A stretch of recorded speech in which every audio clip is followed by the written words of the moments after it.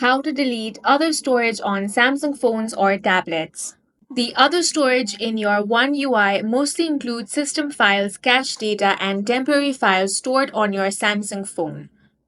If you want to delete the other storage on your Samsung phone, then the first thing you want to do is open up your settings, then tap on the apps option. Now you want to tap on this filter icon, then tap on the size option to sort it by size.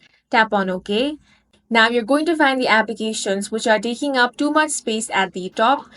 In my case, it is Viber, WhatsApp, and TikTok. So what you want to do here is tap on those applications, then tap on the storage option. Now tap on the clear cache option. You want to go ahead and repeat this process for all the applications one by one. Now, if you do not want to do this manually, then you can open up Play Store. Here, type in Storage Analyzer. Open up this application or other similar applications and install it on your device.